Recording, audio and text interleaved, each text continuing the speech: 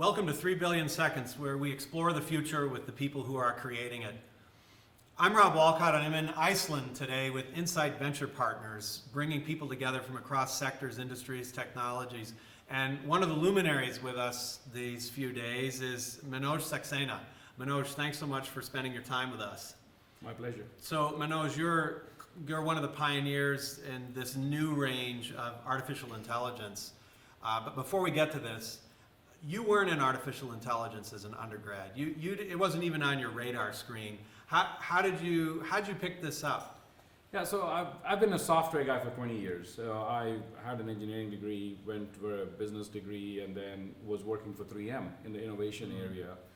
Basically, what great innovative company. Fabulous. That's where I got the innovation bug, actually. Yeah. But I was innovating with atoms and molecules. Right. And I saw Mosaic, the browser, in our 95, 96 time frame. That turned my life, and I realized how it's going to change us. So that's where my journey in software started. And I built and sold 2 companies after that. The first one I started in 98. I took $200,000 on credit card debt on 13 companies. We were acquired by Commerce One 3 years later. And then after staying with them for a year, I started another company that IBM bought. Right. And that's how I ended up at IBM. And I was at IBM for 7 years. The last 3.5 of it, I got to run IBM Watson. So one of the ways I got into AI was the IBM management and the board. We're looking for someone entrepreneurial to commercialize what was an exciting technology and a demonstration with Jeopardy back then. Right. And then I was given the honor of putting the first business unit together and a big check to take it to market. So they said, we got this thing, it won a game show, now turn it into a business. Exactly. And so exactly. What did they say to you? How did that happen? Well, basically they said, this is one of those unique technologies that is not just going to change IBM, but is also going to change the entire industry. This is on the order of what the mainframe did for IBM, which it created an entire new class of systems and then transformed IBM in the process. So the charge that I was given was to figure out how to take this incredibly powerful and smart technology and make a business out of it. And I remember writing the mission statement was smarter, and I put an arrow and said richer.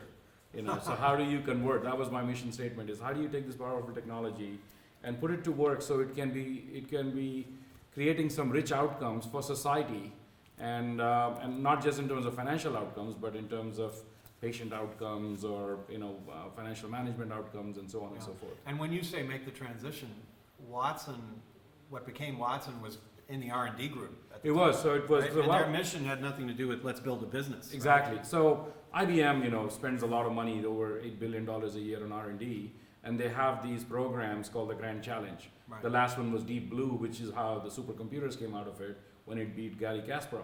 So the Watson was the next one that beat the Jeopardy champions, 2 of them. And the whole idea there is to push the technology to the limit and then see what businesses can pick it up and commercialize it. So my charter was essentially to take the project from IBM Research, we've been working on it for 4 years, and then put a commercial entity and a business around it. So we moved it from IBM Research to IBM Software Group, and I was appointed the first general manager to commercialize it. So we'll come back to that process of creating a business, but AI these days, what's your take on that? Everybody's talking about it. It seems like everybody has a perspective, but no one really knows what's going on. What's your perspective? I think one of the big issues is what you hit on it. So I think there are 2 levels of it. One is, at a broad level, I think it was the Google CEO who said that AI is going to be as fundamentally transformative for humanity as fire and electricity was.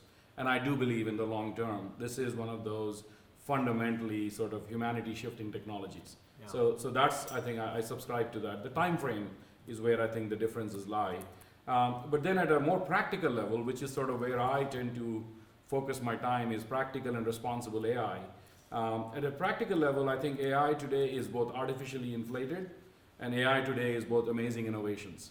So you got this, and 2 ends of things happening. There is so much hype around AI, most of which is being written by Hollywood producers. And then some of whom live in Silicon Valley. Some of them live in Silicon Valley, or big marketing budgets from large companies. Right. I call them glue sniffing marketers who kind of start writing all this. But I think a little bit of AI can go a long way, and I think that's the biggest message. Is from my perspective, there are 2 things. One is AI is too important a capability to be left to the technologists. AI has to be seen and managed by the CEO and the board as a strategic business capability. And then the second piece is that a little bit of AI can go a long way. What do you mean by that? Give us an example. So today, and if you look at most of the, and this is not the first time AI has come about. We've had a few winters and of AI, and most of those have focused on this notion of modeling the world or modeling the mind. And I think that's a massive task. We don't even know how the human mind works. I mean, Right. I separate the brain from the mind to the consciousness. Right. And I think most AI efforts were, let's figure out how the human mind works, or let's figure out the whole world and then make it computable. Right. I think a more pragmatic way is to let's figure out how a particular business process works, how a particular engagement with a customer or a user works, and then let's apply AI over there to dramatically transform that process. So you've articulated in a short time the philosophical frame, Exactly. brain, mind, consciousness, and Yeah. the jousting going on there, which might never end in our lifetimes. Exactly, and the current But then also technologies- bringing it right down to pragmatic Practical. level, which is what are we actually going to do with it? Yes. So where are we on that transition? What can we actually see to do in the next few years, and what's maybe further out? So I think last year is the year we finally turned the corner with AI, where companies have stopped asking the question, what is AI, to now saying, how do I put it to work, right? And AI has transformed itself from being equated. The term itself is horrible, by the way. I think artificial intelligence is, I like to think of it more as augmented intelligence. So you can put AI to work in two ways. You can have AI to automate and replace a job, and there are 8 million of those that will go away according to reports. Yeah. And then you can take AI to augment and amplify the 1.2 billion jobs that people have.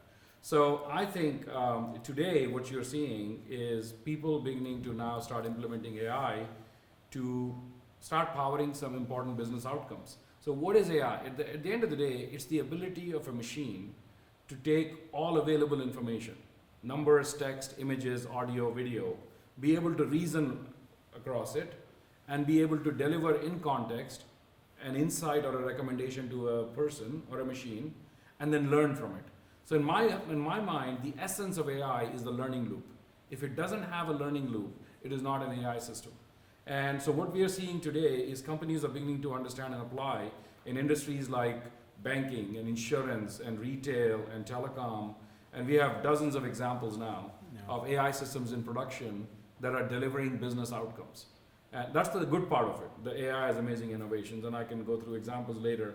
The other part of it is AI is artificially inflated, is there's a lot of myths out there. There are 5 big myths about AI. Okay, what are the myths? So the number one myth about AI is that AI is going to take away all my jobs or it's going to kill me. Okay? So yes, there will be jobs that will be disrupted. Every big technology did that, but I think the opportunity for it to be a platform for realizing human potential and creativity is way bigger than just the 8 million or so jobs that will go. Let's pick that one Yeah. for a moment. Everybody agrees some jobs are going away. Some more argue more than others, but Yeah. nonetheless, there will be a meaningful impact in the economy. For sure. And you said to augment humanity, human creativity. Isn't it the case that artificial intelligence will increasingly be able to become creative as well? How does that fit within your paradigm of augmented intelligence? Yeah, so see, that's the part where I think some of the definition of AI. At the end of the day, what are we talking about with AI? It's the ability of systems to be able to detect patterns. Okay. I think, AI, when it started off with Watson, people thought AI was about question and answers. And then it became AI was about chatbots. Then it became AI is about deep learning. Yeah. Now it is AI is about robotic process automation. These are all components of a car. It is not the whole car, right? So I think there is this ability. So if you kind of drill it down and say, at the end of the day, you're talking about systems of intelligent engagement. These are systems that can understand available information, engage another system or a human being, and learn from it continuously. And I think that's the part where there is a tremendous amount of opportunity for new collar jobs. It is going to take away a lot of, one of the reasons people are worried about AI is unlike old technologies that took away blue collar jobs, AI is now going to take away a bunch of white collar jobs. Yeah. But there is a tremendous amount of new collar jobs, if you may, that are going to come about. People who will know how to design an AI system to manage claims combat for a cancer center. People who will know how to design and implement and manage an AI system for wealth management and financial services.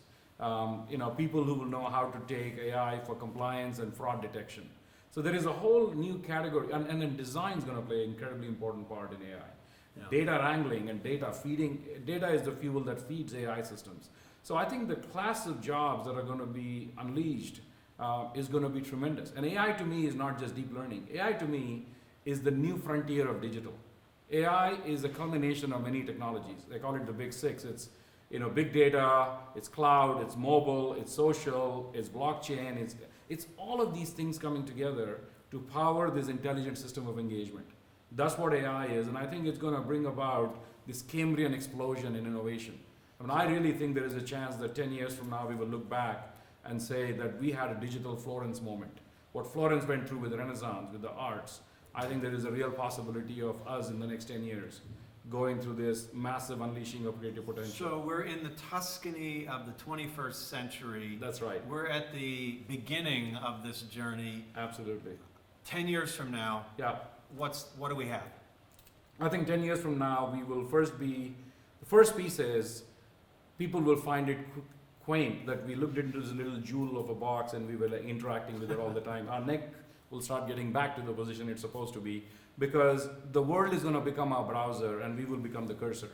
So my location, my voice, my sentiment, my eyesight is, so when I walk into this room, the room will start adjusting to me because that projector and that particular chair and that particular AC knows about me, and it starts engaging and creating. So there is a whole new fabric of intelligent engagement that we will start seeing. So there is a new class of apps that will, and we're beginning to see this, already when you walk into an Alexa or a Nest thermostat, so we will see 10 years from now, I think, this embodied intelligence, both in us and in the environment around us. So the fabric of, you use the word fabric, the Yeah. fabric of experience. Really, Exactly. around us. And you mentioned embodied. Yes. In neuroscience, we talk a lot about embodied intelligence. Yep. Embodied cognition. Exactly. Because we're pulling data in from all around our system. And Yep. we don't only have our brain, for instance, exactly. we have our nervous system Yep. in our gut, for instance. Exactly. So how does this start to change when we're not just looking at artificial intelligence for solving specific business problems, which makes perfect sense. Yeah. And by the way, that's the path we need to take for the next 4, 5, 10, because that's going to get to real outcomes. Yeah. But what about when we start to become closer and closer in our relationship to AI and the whole complement of technologies?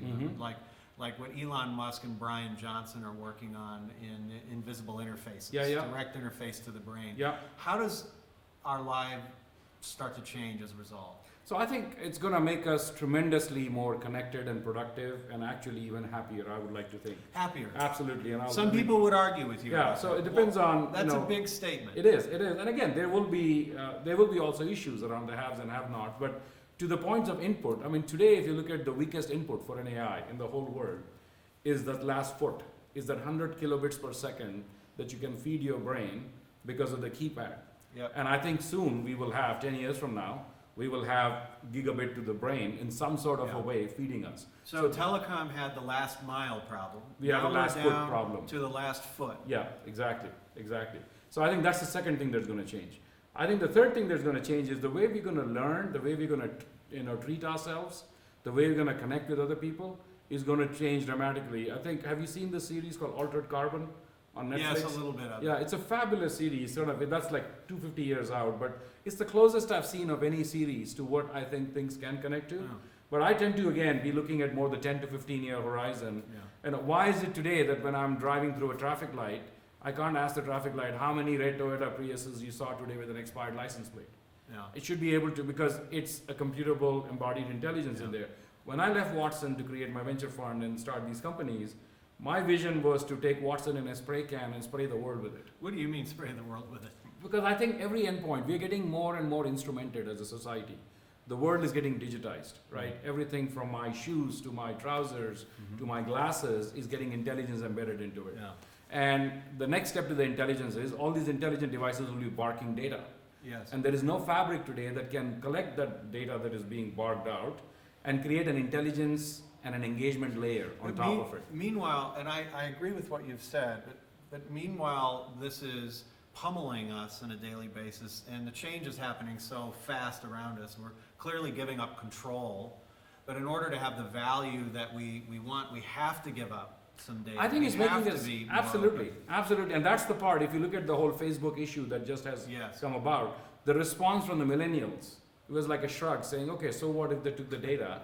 Versus our generation was dramatically different because our notion of privacy and data protection is very different. By the way, Then Manoj, the- I'm actually a Gen Z. That's- I just wanted to be clear about this. I don't know about Okay, you. my bad. Okay, I should okay. just be speaking for myself. Great, So, great. so folks like us versus the millennials have a very different sense of what privacy and data issues are. So I think when you fast forward this, there's lots of things. So social issues. Someone said this morning that the highest growing population in the U.S. is women over 85. Right. So healthcare, for example, is going to be pushed out more and more into homes and away from clinical cares. We can't build enough hospitals to be able to do it. So imagine if you're being treated in your home, having devices and glucometers and Alexa and all these kinds of devices connecting with you. And my question is, and I think in 10 years, why should I be asking Alexa a question? Alexa should be telling me what Telling to do, me. right? Yeah. Why doesn't Alexa tell me, hey, I know you took your pill this morning because those nanoparticles inside told me and I registered that you're compliant, but I also noticed that the last time I refilled was 27 days ago. You got 3 days left. Shall I go ahead and order that from CVS? Yeah. All you do is yes. And then, so building these new experiences, these intelligent systems that help us change how we work, live, and play and care for ourselves, Yeah. I think is going to dramatically be different in the next 10 years. So, what concerns you most about the next decade? I think two things, of many, but two things. One is the democratization of skills that is required to really drive wide adoption of AI. Today, and the second one is ethics and responsible use of AI. Okay. So let me speak to both of them. On the first part, on the skill side, using the car analogy, we're moving from the horse buggies to the automotive age. But today, these automotives are being built by PhDs in mechanical engineering, and according to Google, there are only 10,000 of those in the world. Okay, so they're not going to be able to publish and build enough cars. And what is needed, and that's what companies like Cognitive Scale, where I'm the chairman, is doing One of your current ventures. one of my current ventures, and we are looking at building the assembly lines. So someone with an 8th grade education and a 9th grade education can start building cars and get paid well for it. So I think that is the first piece around skills democratization of AI. Because today, if you look at a lot of companies, the number one issue outside of understanding what AI means is there is a massive gap between a data science workflow and a software development operations workflow. These guys, the math models they write, the Yeah. guys on the right who build business processes can't consume it. Yeah. Because in the middle, there is a need of a power builder of AI that can simplify it. So that's one thing, is skilling and scaling, if you may. The second part I worry about is ethical and responsible use of AI. Mhm. Because one of the things that makes AI very exciting and also very concerning is the ability for these systems to learn on their own. And if we don't, A, design these systems properly, or B, manage and govern these systems with the right kill switch on it, you could have you could have thousands of little Chuckies running around with a knife in their hands, Right. opening up systems. So I think those two These are pieces. the kinds of, I know you're a fan of Isaac Asimov. Exactly. As am I. Exactly. Yeah. And these are the kinds of issues he was thinking about in the 50s and the 60s. Exactly. One of So- those true visionaries. Give us an example of something you've taken from the readings you've done in science fiction in somebody like an Asimov, for instance, and how you reflect on that today, maybe even how it affects the decisions you make. No, right on. So I think, iRobot and the 3 rules of Right. robot, right? That's a beautiful and a simple framework. But when you start implementing that, I kind of look at it at 3 different layers. One is, does it do good for humanity? Does it answer a big enough problem that will make us a better society? And yes, money is part of it, but also it addresses a big issue. That's number one. Number 2 is that practical? Is that real in terms of the ability for technology to solve that problem in the next 5 to 7 years? Because I believe there is a whole class of AI problems that will require quantum computing and quantum architectures to solve, and the current von Neumann architectures won't be able to solve that. But that said, we Yeah. want people working on quantum computing Absolutely. and working on things so that 15 years, 20 years from now, Exactly. we It'll can start solve feathering those in. Exactly. unrealistic challenges. Exactly. So the second part is big enough? Is it real enough? Right, is the second part. And then the third part is, can it be designed with the right, parameters and controls, if you may. So one of the things I'm very much working on right now with a couple of groups is this notion of an ethics switch. Yeah. Okay, because the definition of an ethics. So one of the things we built is a diabetes management AI app. Okay, so diabetes is one of the biggest growing problems worldwide because societies in China and India who have never consumed Western food are now consuming it in mass quantities, Right. thanks to Baywatch and all our TV ads. And now their bodies are not getting adjusted to it, and you're having a lot of diseases there. Right. So we built this new diabetes app that's an AI. It's kind of like a Waze for diabetes, right? But the way China wants to administer that, and the way India wants to administer it, in terms of what sugar level and what blood glucose level and what treatment, are very personalized to that local culture and the local community. So creating these configurable parameters on how a particular country or a society or a business wants to define ethics, okay, is one part of it.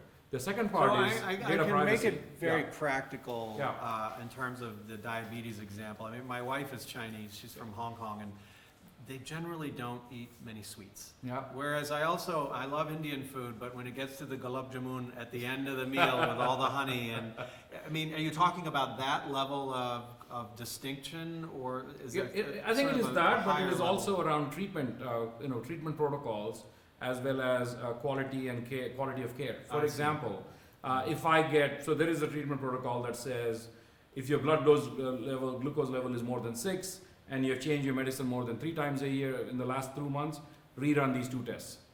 China may decide, it's not good enough for it to be 3 months, it may be 1 year that you have changed the medicines. Or the blood glucose level is not 6, it needs to be 9. Okay. And instead of this person going and seeing a doctor, I'd rather have them start going on this exercise routine. So it's sort of like procedures and policies which emanate from ethics or illustrate what your ethics actually are. Exactly, in terms of how you want to treat population. I see. And then there could be other things also, for example, autonomous cars and drones. Right. And I believe it raises a lot of ethical issues around it in terms of not just privacy, but also claims. So if an autonomous car runs over and kills 3 people on the pedestrians, how do you put that in a jury box and cross-examine it? Right. Who is responsible for it? Can the AI explain itself as to why it did what it did? So there is a whole set of case laws, there's a whole set of ethical parameters that have to be programmed and kill switches that have to be built into AI. And those are the kinds of things that I focus on and worry about. Very doable, I believe. So what's next? What are some things, or what's something that you think people aren't paying enough attention to, but will be essential over the next decade at some point? What's something we should be paying attention to?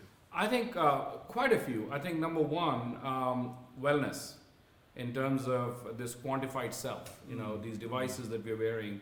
So one of the biggest areas I think ready for transformation is not just illness management, but wellness management. So how do you see in this Peloton bikes and people now getting networked connections into getting remote training and stuff. So I think this whole notion of taking care of yourself by using these antennas and systems that are built into you, I think is going to be a major way, and AI I think will be a transparent sort of a backdrop there that will help you, guide you, and engage you. That's one area. I think the second part is education. One of the biggest untapped market with AI, I believe, is education. I've had this vision of a cognitive tutor when I'm done with my venture funds. That's one thing I'm planning to invest in is, again, this is around the notion of AI for good, is there is this massive divide between the haves and have-nots. And I think if you took now the ubiquity of the internet, the ubiquity of devices, and are able to create almost like a Khan Academy in a box that can take a 3-year-old in a rural part of Africa and get her the access to the right training and presumably content. be responsive to where she is and her level Personalized to of her. understanding, it personalized real time. Exactly. So I think one of the biggest opportunities for AI is a cognitive tutor that knows you, that grows with you, looks at you from a holistic point of view, connects you to job That's opportunities. interesting. So let's play with that for a second. Yeah. Let's assume it's 15 years from now and we've got that. Yep. And it's so low cost. Yep. And everybody sees the social benefit, everybody sees the extraordinary upside of having this. Everyone in the world has access to Yep. this. How does this change the way we approach growth and education in life? I think it'll be one of the most exciting opportunities for economic revitalization. I think you will now have this global marketplace of knowledge where people can bring in data, people can bring in algorithms, people can bring in skills, and start solving problems at a great scale. We're already seeing this with the web, with websites like Upwork, right? So when I started and built for my first company, I paid $1,000 for the first logo. The second company, I paid like $200 because some person in Ukraine did it. And the third one, I paid $15 for someone in Thailand who said, I got this portfolio, $15 is a lot of money for me. Yeah. And suddenly I got this amazing digital designer in Thailand who's now accessible online in this community. So I think we will see a lot more of richer communities like that. And that's the new collar jobs. And that, frankly, is what excites me around unemployment, and really sort of the nation boundaries are going to disappear. Yeah. And we're going to start creating and realizing our potential at a very large scale. Well, let's take that another step. Yeah. We talked earlier this morning at breakfast about the connected and networked self. Yeah. You've got these capabilities, they're distributed. Let's assume, let's hope that that is the case. Yeah. That they're distributed. Yeah. And we're starting to become deeply networked, Yeah. and interactive with each other on a real-time basis. Yeah. AI systems are augmenting this. Or how does the world look different there? What's one thing meaningful that changes? I think it'll change our behavior at the very core. I mean, if you really look at how you buy products today, I always look at reviews of a product. 5 years ago, I didn't even have a thing like a review system to say, do I buy the product or not? How I get to hire someone. Okay, I look at as sources of information. So I think we're already connected. We're already using this networked intelligence to make behaviors and decisions. I think it will only get bigger. For example, even in this case of how I go about educating myself on a particular topic. Google, you could argue, has suddenly made us super intelligent, because you can now look up everything on Google, and it has just like calculators did. Right? Assuming we start to sift through fake news, real, validated, these are issues that we haven't figured For out sure, yet. and I think that's where I'm also excited about things like AI and blockchain coming together. Right. And I think that's a natural marriage that's going to come in and change it. So as you fast forward this, I think things like how we educate ourselves, things like how we participate in economic opportunities is going to be dramatically different. I think business processes, so one of our vision with cognitive scale is, just like there is a self-driving car, there'll be self-driving businesses. Okay. Why is it that business processes don't learn and improve on its own? Why is it that Nordstrom doesn't know that I keep buying these jeans and these particular shoes, and there's a certain type that I keep returning because it seems to have a certain style piece, and it already starts guiding me saying, don't order that, because I know based on your past purchases. So or my returns process, why is it that I have to keep filling out the same form? So more and more of the jobs go away, and more opportunities to augment our experience and our ability to contribute in new ways. Absolutely. So, Manoj, what is, aside from your family, that's an assumption. Yeah. What is most meaningful to you? I think AI is one of the greatest capabilities that we have ever invented. AI is the first tool that mankind has invented that is superior than its brain.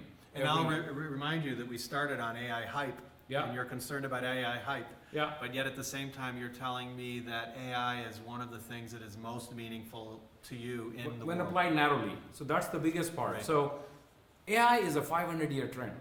AI is not a 50-year trend or a 100. AI is I gave a little TED talk on this where I talked about the end of Homo sapiens and the beginning of Homo digitalis. Right? That cell phone knows more about you than you yourself know, or your spouse knows about you. And I think it's already got you connected into this network called the web, and it's already started changing us. Yes. And I think, so make no mistake that I am still a huge believer in the potential of AI. What I argue with is the time frame and the narrowness with which you apply it. David Krakauer, the CEO of the Santa Fe Institute, an evolutionary geneticist, said to me once, when we invented arithmetic, we became a new species. And it seems to me as we, over this century, integrate more and more of these technologies that are augmenting our capabilities, connecting us in new ways, we, more than just as an analogy, but in reality, Absolutely. will begin to become a new species. And that's the part, I think that I love that metaphor, by the way. And I think one of the things I'm most excited about AI is to make every worker the smartest worker. Because now I call it, at cognitive scale, we say that we are building the operating system for the Iron Man Jarvis suit. So if I'm a nurse, if I'm working on taking care of kids with pediatric asthma, this system is going to start telling me that, listen, based on the last 50 years and 40,000 nurses around the country who manage pediatric kids, right now, Poland.com just tweeted there is a ragweed outbreak in this zip code, and based on the wind patterns, here are the things you're going to have to be ready for. So even if I'm a nurse coming out of school in about 1 year's experience, or someone with 30-year experience, AI can be a great leveler, Great. because now you have this giant brain in the basement or in the sky that's guiding you and saying what steps you can take for optimal outcomes. And I think that's the possibility that excites me. So, one last question, Yeah, at least for now. yeah. 3 words to describe your perspective about the future, and hyphens are acceptable. Okay. 3 words to describe your perspective about the future, and hyphens are acceptable. Yeah. Okay. So 3 words would be, one is exponential. Okay? Second is disruptive. Okay? And third is hopeful. So, Manoj, you have proposed a Cambrian explosion. We have just therefore emerged, us Gen Xers, from the pre-Cambrian That's right. period. But we're part of a 500-year trend. I would like to think that you and I can experience much of the next 500 years of this trend. Humanity shifting technologies like AI, of the magnitude of fire and electricity, we'll see. I tend to agree with you in this respect the rest of the 21st century. And certainly jobs will be eliminated, but it'll be up to us to figure out what new-collar jobs we're going to go out and find, what fabrics of experience we'll be able to create. Does it do good? Is it practical in 5 to 7 years, but not leaving out the possibility of what could happen in 20 or 50 years? And do we design somehow, dynamically or intentionally, the right controls, the kill switch, as it were? In a world where technology can increasingly do anything, the question becomes for us as humans, what should we, in fact, be doing? Mm-hmm. Manoj, I'm so glad that you're thinking about that problem now. Thanks so much for being with us. So thank you for the opportunity. Great.